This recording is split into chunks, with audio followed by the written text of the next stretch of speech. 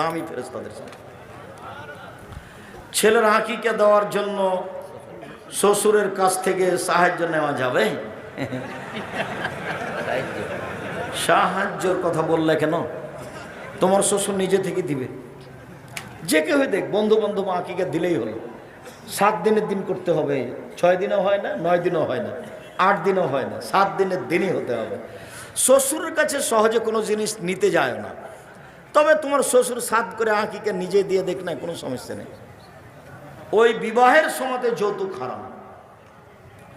আমার স্বামী আমাকে সহজে কোনো কিছু দেয় না, এমন অবস্থায় যদি আমি আমার স্বামীর রাখা ধান গম বা টাকা তাকে না জানিয়ে নিয়ে নিই, তাহলে কি আমার গুনাহ হবে?